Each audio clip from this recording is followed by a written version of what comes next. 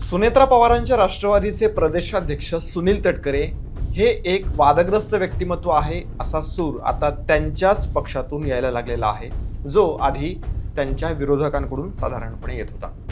रोहित पवार तर सातत्याने त्यांच्या भूमिकांवरती प्रश्नचिन्ह उपस्थित करत होते. अजित पवारांविषयी अवमानकारक बोलल्याचा कॉल रेकॉर्डही उपलब्ध असल्याचा दावा रोहित पवार यांनी केला होता. आता राष्ट्रवादी पक्षातून सुनील तटकरेंच्या प्रदेशाध्यक्ष पदाबाबत आक्षेप घेतला जातोय. तिकडे राजकीय रणनीतिकार आणि जनसुराज पार्टीचे संस्थापक प्रशांत किशोर यांनीही सुनील तटकरे यांना प्रदेशाध्यक्ष पदावरून हटवावं असा सल्ला सुनेत्रा पवारांना दिलेला आहे. पण सुनेत्रा पवार काहीच निर्णय घेत नाहीयेत. सुनील तटकरेंची पाठराखण करण्या इतक्या सुनेत्रा पवार का हतबल झालेल्या आहेत? राष्ट्रवादीच्या कार्यकर्त्यांनी सुनील तटकरे यांच्या विरोधात आता मोर्चा वळवलेला आहे. त्याचं कारण काय? प्रशांत किशोर राष्ट्रवादीसाठी काम करतात हे सुनील तटकरे यांना कसं काय माहीत नाहीये? अशा सर्वच मुद्द्यांवरती सविस्तर विश्लेषण या व्हिडिओमध्ये असणार आहे. सो पूर्ण पहा आणि चॅनलला सबस्क्राईब करा. नमस्कार, मी प्रदीप. मूड फ्रेश करणाऱ्या मराठी मूडमध्ये आपल्या सगळ्यांचं स्वागत. अजित पवारांच्या म्हणा किंवा सुनेत्रा पवारांच्या, राष्ट्रवादीमध्ये प्रचंड अस्वस्थता आणि अनागोंदी हा शब्द खरं तर चपखल बसेल असं एकूणच वातावरण आहे. सुनील तटकरे जे मागच्या 6 महिन्यांपासून वादात आहेत, त्याचा आता पुढचा अंक सुरू झालेला आहे. ते बेकायदेशीरपणे प्रदेशाध्यक्षपदाला चिकटून बसलेत असं त्यांच्याच पक्षाचे कार्यकर्ते म्हणतात. निवडणूक आयोगापर्यंत हा सगळा वाद गेलेला आहे. वास्तविक जुलै 2026 मध्येच त्यांचा कार्यकाळ संपलाय.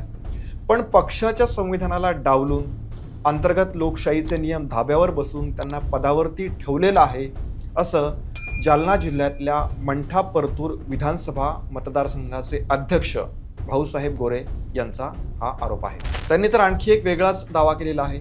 जेव्हा तटकरे जालना जिल्ह्याच्या दौऱ्यावरती होते तेव्हा अजित पवारांच्या घोषणा दिल्या म्हणून जिल्ह्यातल्या अनेक पदाधिकाऱ्यांना पदावरून हटवल्याचा दावा त्यांनी केलेला आहे. आता हे जर खरं असेल तर तटकरेंना अजित पवारांची कसली ॲलर्जी होती हे त्यांना विचारलं पाहिजे. कदाचित अजितदादा त्यांना पदावरून हटवणार होते म्हणून राग होता का? ही सुद्धा खरं तर विचार करण्यासारखी गोष्ट आहे. कारण त्यांना प्रदेशाध्यक्ष पदावरून दादा हटवणार असल्याचा दावा पुण्यातल्या त्यांच्या नेत्या म्हणजेच राष्ट्रवादीच्या रुपाली ठोंबरे यांनी केला. त्यांनी असंही म्हटलंय की पक्षातल्या वरिष्ठ नेत्यांना हे सगळं माहिती आहे, आता कोणी बोलणार नाही, पण पक्ष संघटना मजबूतीसाठी हे गरजेचं आहे. रुपाली ठोंबरे यांना पक्ष किती सिरियसली घेतो हाही एक खरं तर प्रश्नच आहे. कारण अजित पवार हयातीत असताना त्यांचं म्हणजेच रुपाली ठोंबरे यांचं आणि रुपाली चाकणकर यांचं किती सौख्य होतं हे सर्वश्रुत आहे. चाकणकर यांच्या विरोधात मोहीम उघडूनही त्याही आपल्या पदावरती होत्याच की, पण त्यांना पायउतार होण्यासाठी खरात प्रकरण कारणीभूत ठरलं. त्यात ठोंबरेंना कुठे यश आलं? यात आणखी एक मजेशीर गोष्ट म्हणजे सुनेत्रा पवारांनी जो निवडणूक आयोगाकडे पत्रव्यवहार केला होता त्यात तटकरेंच्या नावापुढे पदाचा कुठलाही उल्लेख नव्हता. त्यामुळे ते खरंच अजूनही प्रदेशाध्यक्ष आहेत की नाही अशी शंका घ्यायला जागा आहे. पण विरोधात तर प्रदेशाध्यक्ष म्हणूनच. यावर सुनेत्रा पवार काही बोलायला तयार नाहीयेत. माध्यमांना त्या काही प्रतिक्रिया देत नाहीत. आता नॉर्मलच प्रतिक्रिया देत नाहीत तर मग वादाचे विषय लांबच राहिले. राजकीय रणनीतिकार प्रशांत किशोर आणि सुनेत्रा पवार, पार्थ पवार यांच्यात सुमारे 6 तास देवगिरी बंगल्यावरती चर्चा झाली अशा बातम्या मध्यंतरी आल्या. त्यात प्रदेशाध्यक्ष बदलण्यावरती आणि तरुण नेतृत्वाचा विचार करण्याची शिफारस केल्याचे दावे हे देखील करण्यात आले. पण अशी कुठली चर्चाच झाली नसल्याचं पार्थ पवार यांनी सांगितलं. सुनील तटकरेंना तर पक्षामध्ये काय सुरू आहे, विशेषतः प्रशांत किशोर यांच्या बाबतीत काय सुरू आहे याची कल्पनाच नाहीये. कदाचित निर्णय प्रक्रियेत त्यांना सामावून घेतलं जात नसेल. आता खरं काय हे त्यांनाच माहिती. या सगळ्यानंतर प्रश्न पडतो की का सुनेत्रा पवार इतक्या हतबल झालेल्या असाव्यात? काही कारणं बघूयात. पहिलं कारण, स्वतःच्या नेतृत्वावरती विश्वास नाहीये का? साधारणपणे फेब्रुवारी-मार्च पासून सुनेत्रा पवार पक्षामध्ये काहीशा ॲक्टिव्ह झाल्या. आता काहीशा याच्याकरता की अजूनही त्या पक्षाचं नेतृत्व करतायत असं दिसून येत नाहीये. कुठले ठोस निर्णय घेत नाहीयेत, कुठल्या आक्रमक प्रतिक्रिया देत नाहीयेत. अजित पवारांच्या निधनाच्या तपासासंदर्भात देखील कुठलीच ठोस अशी त्यांची मागणी नाहीये की साधं एखादं वक्तव्य नाहीये. त्यांच्या अशा संथ वागण्यामुळे काँग्रेसमधून त्यांच्यावरती गुंगी गुडिया अशी टीका व्हायला लागली. त्यालाही त्यांनी किमान आपली बाजू मांडण्या एवढी देखील प्रतिक्रिया द्यायला हवी होती. नाही दिली. स्वतःच्याच नेतृत्वावरती त्यांचा विश्वास नसल्याचं हे एक लक्षण आहे.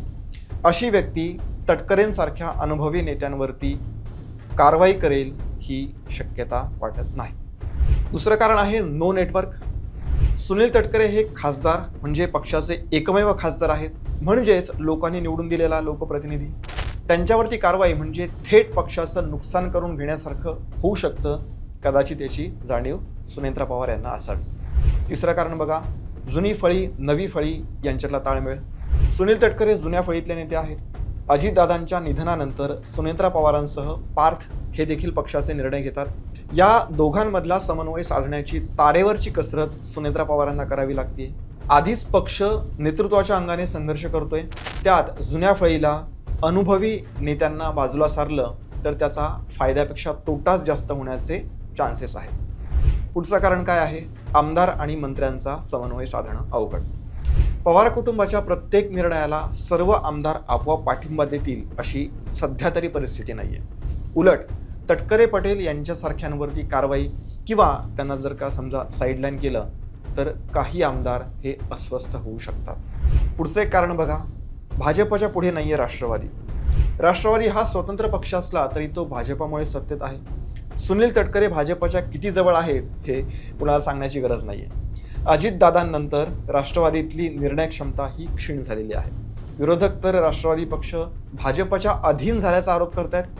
अशा वातावरणामध्ये नवख्या सुनेत्रा पवार तटकरे यांच्यासारख्या नेत्यावरती कारवाई करतील ही शक्यता दुरापास्त आहे. पर्याय काय? प्रदेशाध्यक्ष बदलायचा असेल तर पर्याय देखील तसाच असायला पाहिजे. आता तरुण चेहऱ्याची गरज असल्याचं सांगितलं जातंय, पण कोण जो सर्वांना चालू शकेल, आमदार खासदारांची सहमती असेल आणि महायुतीतल्या भाजपालाही सांभाळून घेणारा असेल असा एक व्यक्ती, पवार कुटुंबाची मर्जी सांभाळू शकेल असा व्यक्ती. तर असा चेहरा मिळेपर्यंत तटकरे यांच्यावरती कारवाई होईल असं वाटत नाही. या उलट त्यांचे अधिकार हळूहळू कमी करण्याची रणनीती ही राष्ट्रवादीच्या उपयोगाला येऊ शकते. स्वतःचा संघर्ष सुरू आहे का सुनेत्रा पवारांचा? सुनेत्रा पवार यांची फेब्रुवारीमध्ये पक्षाच्या राष्ट्रीय अध्यक्ष म्हणून निवड झाली. जुलैमध्ये या निवडीला माजी राष्ट्रीय सचिव सच्चिदानंद सिंह यांनी कायदेशीर आव्हान दिलं. या आव्हानाला पटेल आणि तटकरे यांनी निराधार म्हटलं. आता विरोधाभास बघा, ज्यांच्याशी सुनेत्रा पवार यांचा राजकीय संघर्ष सुरू आहे तेच लोक सुनेत्रा पवारांच्या अध्यक्षपदाच्या वादावरती त्यांची बाजू घेत आहेत सार्वजनिकरित्या. त्यामुळे अशांवरती कारवाई करताना सुनेत्रा पवार निर्णय न घेऊ शकण्या इतपत हतबल झालेल्या आहेत आणि हे आपल्याला दिसून येते. पण मागच्या काही दिवसांमधल्या सुनील तटकरे यांच्या वागणुकीवरून ते राष्ट्रवादीला अडचणीत आणू शकतात अशी परिस्थिती आहे. ते भाजपच्या इतक्या जवळ गेलेत की फक्त नावालाच राष्ट्रवादीमध्ये आहेत असे आरोप होत आहेत. सुनील तटकरेंच्या अलीकडच्या काळातल्या राजकारणावरती आम्ही आधी देखील व्हिडिओ केलेले आहेत, ते नक्की बघा. काय वाटतं तुम्हाला? तटकरे राष्ट्रवादीला अडचणीत आणू शकतात का? त्यांचं प्रदेशाध्यक्षपद जाऊ शकतं का? कमेंट करा आणि व्यक्त व्हा. या व्हिडिओमध्ये इतकंच. जय हिंद, जय महाराष्ट्र.